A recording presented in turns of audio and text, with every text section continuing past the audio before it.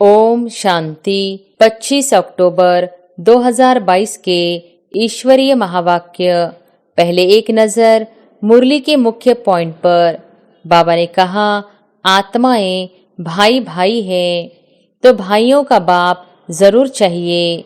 सब आत्माएं जानती हैं वह हमारा बाप है, जिसको गॉड फादर कहते हैं। ड्रामा के आदि मध्य अंत की नॉलेज ले, सारे राज को जानकर, सारे झाड़ की नॉलेज समझकर मास्टर बीज रूप बन जाते हैं। सतयुग में सब सदगति में है, कलयुग में सब दुर्गति में है। क्यों, कैसे दुर्गति हुई, यह कोई को पता नहीं। आधा कल्प से रावण का राज्य चला है, तो भारत की यह हालत हुई है। और फिर बाबा ने कहा, वही बाप राजयोग सिखला रहे हैं, वर्षा भी वही देते हैं। शिव जयंती के कार्ड बहुत अच्छे सुंदर छपाने चाहिए, प्लास्टिक पर भी छप सकते हैं। यहाँ अपने को अल्लाह के बच्चे समझते हैं, बाहर निकलने से माया उल्लू बना देती है। इतनी कड़ी माया है। बाबा राय देते हैं, किसकी बुद्धि में आए और काम न करे तो बाबा उनको अनाड़ी कहेंगे। और फिर लास्ट में बाबा ने कहा, शिव जयंती कैसे मनानी चाहिए। गीता का भगवान शिव है, न कि श्री कृष्ण। इसका बहुत प्रचार करना है। वह रचयिता, वह रचना। वर्षा किससे मिलेगा। लोभ रखना चाहिए बेहद के बाप से वर्षा लेने का, और कोई चीज का लोभ नहीं। इसलिए ऐसी कोई चीज अपने पास नहीं रखनी चाहिए जो बुद्धि जाए। भले कितना भी तूफान आए, बाबा को याद करने से बच जाएंगे। और अब सुनते हैं महावाक्यों को विस्तार से। मुरली का सार। मीठे बच्चे, तुम कर्म योगी हो। कर्म करते हुए बाप की याद में रहो। याद में रहने से कोई भी विकर्म नहीं होगा। प्रश्न है, बाप से बुद्धि योग न लगने का मुख्य एक कारण है, वह कौन सा। उत्तर है, लोभ। कोई भी विनाशी चीजों में लोभ होगा, खाने का व पहनने का शौक होगा, तो उनकी बुद्धि बाप से नहीं लग सकती। इसलिए बाबा विधि बताते हैं, बच्चे लोभ रखो बेहद के बाप से वर्षा लेने का। बाकी किसी भी चीज में लोभ नहीं रखो, नहीं तो जिस चीज से अधिक प्यार होगा वही चीज अंत में भी याद आएगी और पद भ्रष्ट हो जाएगा। गीत है, जाग सजनिया जाग, नवयुग आया कि आया। ओम शांति। अभी यह तो बच्चे जानते हैं, यूं तो सारी दुनिया में सब कहते हैं कि हम सभी आपस में भाई भाई हैं, वी आर ऑल ब्रदर्स। परंतु क्यों नहीं उन आत्माओं को यह समझ में आता है कि हम बाप के बच्चे हैं। वह रचयिता है, हम रचना है। जानवर तो नहीं कहेंगे, हम ब्रदर्स हैं। मनुष्य ही समझते हैं और कहते भी हैं कि हम सब ब्रदर्स हैं। रचता बाप एक है, उसको कहा जाता है परमपिता परमात्मा। ऐसे हो नहीं सकता कि बहन को भाई कहे। जब सब अपने को आत्मा समझते हैं, तब कहते हैं हम आपस में भाई भाई हैं। सिवाय आत्मा के और कुछ हो नहीं सकता। एक बाप के जिस्मानी बच्चे तो इतने नहीं हो सकते। अभी तुमको अच्छी तरह याद है कि हम आपस में भाई भाई हैं। बाप बैठ बच्चों को पढ़ाते हैं। भगवान वॉच, हे बच्चों, तो बहुतों को पढ़ाते हैं ना। सिर्फ ऐसे नहीं कहेंगे हे अर्जुन, एक का नाम नहीं लेंगे, सबको पढ़ाते हैं। स्कूल में मास्टर कहेंगे ना, हे बच्चों अच्छी तरह पढ़ो। है तो स्टूडेंट, परंतु टीचर बड़ा बुजुर्ग है, इसलिए स्टूडेंट को बच्चे बच्चे कहते हैं। वहाँ कोई अपने को आत्मा तो समझते नहीं है, वहाँ तो जिस्मानी संबंध ही रहता है। जैसे गांधी को बापू का मर्तबा दे दिया है, मेयर को भी फादर कहते हैं। ऐसे मर्तबे तो बहुतों को देते हैं। यहाँ तो तुम समझते हो हम आत्माएं भाई भाई हैं, तो भाइयों का बाप जरूर चाहिए। सब आत्माएं जानती हैं वह हमारा बाप है, जिसको गॉड फादर कहते हैं। यह आत्मा ने कहा हमारा गॉड फादर। लौकिक फादर को गॉड नहीं कहेंगे। तुम जानते हो हम आत्मा हैं। बाबा हमको पढ़ाने आए हैं, अर्थात पतितों को पावन बनाने आए हैं। हमको पतित से पावन बनाकर और फिर पावन दुनिया का मालिक बनाते हैं। यह बातें कोई भी जानते नहीं। यहाँ तुम बच्चे जानते हुए भी फिर कर्म करने में भूल जाते हो। याद में रहो तो विकर्म नहीं होगा। कर्म योगी तो तुम हो ही। सन्यासियों का है कर्म सन्यास।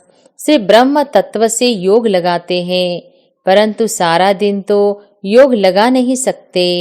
ब्रह्म में जाने के लिए योग रखते हैं। समझते हैं ब्रह्म को याद करने से हम ब्रह्म में लीन हो जाएंगे, परंतु सारा दिन तो ब्रह्म को याद कर नहीं सकते और उस याद से विकर्म भी विनाश नहीं होते हैं। गाया हुआ है पतित पावन, वह तो बाप ही है। ऐसे तो नहीं कहते पतित पावन ब्रह्म अथवा पतित पावन तत्व। सब बाप को ही पतित पावन कहते हैं। ब्रह्म को कोई फादर नहीं कहते, न ब्रह्म की कोई तपस्या करते। शिव की तपस्या करते हैं। शिव का मंदिर भी है। तत्व का मंदिर बन सकेगा क्या? ब्रह्म में तो अंडे सदृश आत्माएं रहती है, इसलिए शास्त्रों में ब्रह्मांड कहा है। यह नाम कोई है नहीं, वो घर है। जैसे आकाश तत्व में कितने साकारी मनुष्य रहते हैं, वैसे वहां फिर आत्माएं रहती है। तुम बच्चे जानते हो बाबा से हम ड्रामा के आदि मध्य अंत की नॉलेज ले, सारे राज को जानकर, सारे झाड़ की नॉलेज समझकर मास्टर बीजरूप बन जाते हैं। परमपिता परमात्मा में सारी नॉलेज है। हम उनके बच्चे हैं। वह बैठ समझाते हैं इस कल्प वृक्ष की उत्पत्ति, पालना और संहार कैसे होता है। उत्पत्ति कहने से जैसे नई दुनिया उत्पन्न करते हैं। स्थापना अक्षर ठीक है। ब्रह्मा द्वारा पतितों को पावन करते हैं। पतित पावन अक्षर जरूर चाहिए। सतयुग में सब सदगति में है, कलयुग में सब दुर्गति में है। क्यों, कैसे दुर्गति हुई यह कोई को पता नहीं। गाते भी हैं सर्व का सदगति दाता एक है। आत्मा समझती है यह एक खेल है।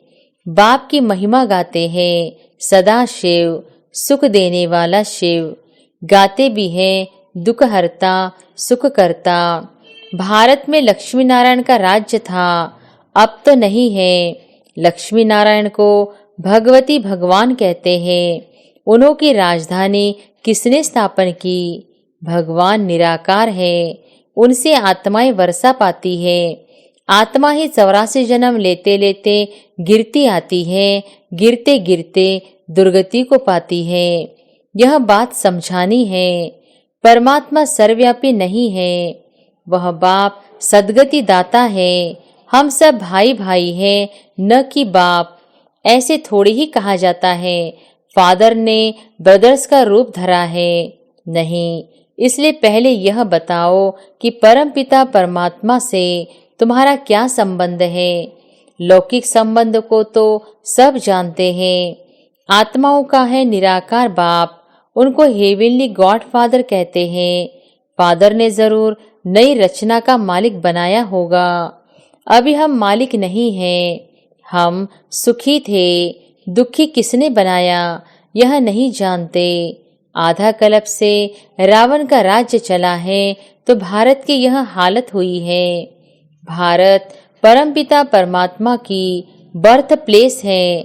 भारत में भगवान आया है, जरूर स्वर्ग स्थापन किया होगा। शिव जयंती भी मनाई जाती है। तुम लिख भी सकते हो हम फलाना बर्थडे मना रहे हैं, तो मनुष्य वंडर खाएंगे यह क्या कहते हैं। बधाई भी दो। बताओ हम पतित पावन सद्गति दाता परमपिता परमात्मा शिव की जयंती मना रहे हैं, उस दिन बहुत शादमाना करना चाहिए।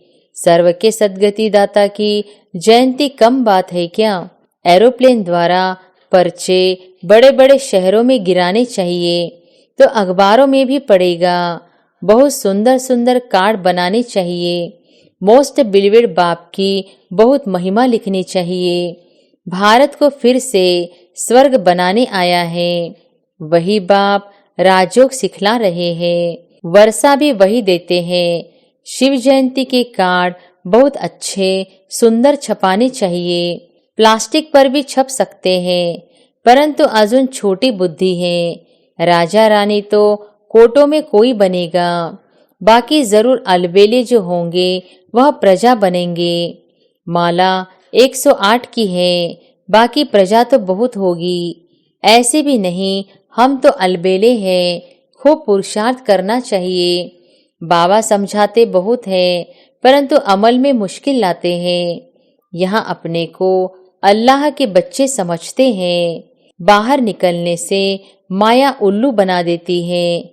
इतनी कड़ी माया है, राजाई लेने वाले थोड़े निकलते हैं। चंद्रवंशी को भी हम नापास कहेंगे। तुम सबकी पढ़ाई और पद को जानते हो, दुनिया में रामचंद्र के पद को कोई जानता होगा? बाबा अच्छी तरह समझाते हैं कैसे हम शिव जयंती के लिए फर्स्ट क्लास निमंत्रण बनावे, जो मनुष्य चक्रित हो जाए। विचार सागर मंथन गाया हुआ है। शिव बाबा को थोड़े ही विचार सागर मंथन करना है, यह बच्चों का काम है। बाबा राय देते हैं, किसकी बुद्धि में आए और काम न करे तो बाबा उनको अनाड़ी कहेंगे। बच्चे जानते हैं परमपिता परमात्मा हमको ब्रह्मा द्वारा विष्णुपुरी का मालिक बना रहे हैं।